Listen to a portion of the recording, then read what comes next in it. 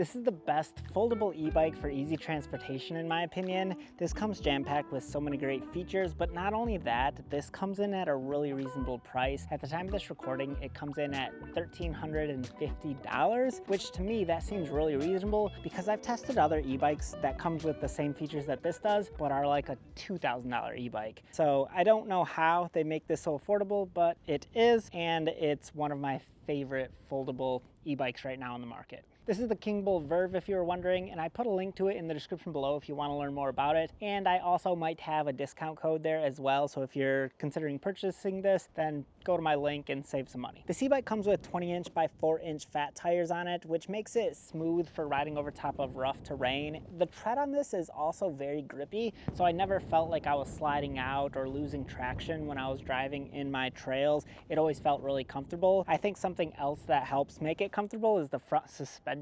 It helps dampen down the bumps that you're going over top of, and the seat feels pretty cushiony and smooth as well. So the riding experience when traveling on rough terrain like gravel roads or in the grass or even riding on pavement, any of those scenarios, this e-bike felt great when I was riding it. This e-bike also comes with a rear rack included with it, which is nice because then you don't have to purchase that separately. It also comes with included fenders as well. And then on the front of this e-bike, it has a nice large headlight, which makes it very easy to see at nighttime. And it also comes with integrated taillights as well. So if you're riding in public or at nighttime, you won't have any problems on this bike. If you've seen their Kingbull Light Rider 2.0 that comes in under $1,000 and you're wondering why this is more expensive, let me share with you some of the reasons what makes this a better option. So first of all, it has hydraulic brakes, and so does the Kingbull Light Rider 2.0, but these are just a better quality. Also, this e-bike comes with a larger battery. This is a 20 amp hour Samsung battery, and it has a max range of up to 80 miles. So I was able to get more distance in on one trip riding this thing. So if you're someone who likes to go on longer journeys, then this thing will be a better option for you. Another small detail which makes this e-bike better is the pedals. So on the Kingbull Light Rider 2.0, it has plastic pedals, but for this, these are metal. They also fold just like the other version, but the quality feels just better. It feels like top notch. You don't have any flexion in the pedals when you're standing on them, putting a lot of weight down. So these just feel more durable. The last thing that makes this a step above their Kingbull Light Rider 2.0 is the fact that this has a torque sensor. So the riding experience is way more dynamic. It's way more adjustable. It feels like it's just responding to how you're pedaling. If you want to go faster and pedal harder, the e-bike is going to give you more acceleration and more power behind your pedal. So having a torque sensor is just way more natural feeling. The last thing that makes this feel like a better quality e-bike is when you're riding at faster speeds, there's way more resistance in your pedals. So I can ride this at 20 miles an hour and it feels great. I don't feel like my feet are ghost pedaling. That's really nice. And 20 miles an hour is the default setting that this e-bike comes at, but you can actually unlock faster speeds and go all the way up to 28 miles an hour if you want to. I haven't unlocked this bike yet because I personally like to travel further distances rather than going faster. So that's why I just kept it at its default setting. Also, shifting through gears on this e-bike is very smooth. It comes with the 8-speed trigger shifter, which feels very nice to shift between gears using this mechanism, and it just feels nicer than those thumb shift throttle or thumb shift shifters.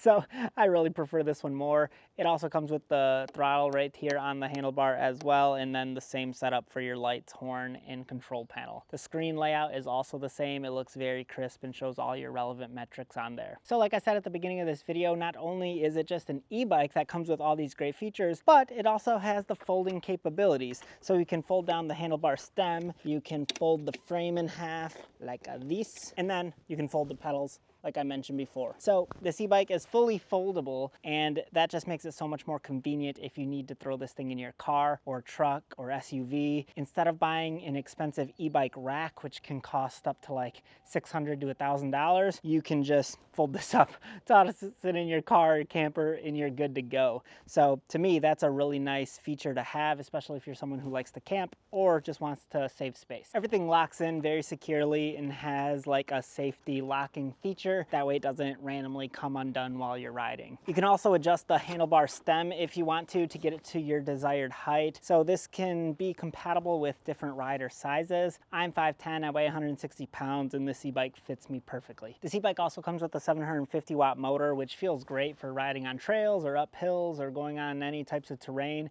I never felt like the e-bike was bogging down on me. This e-bike also comes with a UL certified battery, and it's rated IPX6, so you can ride it in the rain. And it also comes with a nice large step through frame, which makes it way more easy to get on and off of this thing. So if you're looking for just the all-around solid e-bike for a great price, I would highly recommend this one. Like I said, I've tested out e-bikes that are like $2,000, come with all the same features, but are just $700 more expensive. So I don't really know why there's that much of a difference in price, but this is just a very reasonable rate, and I've been really enjoying it. So if you want to check it out, again, there's a link in the description. Thanks for watching. Hopefully this gave you a little bit more insight onto this product, and have a nice day.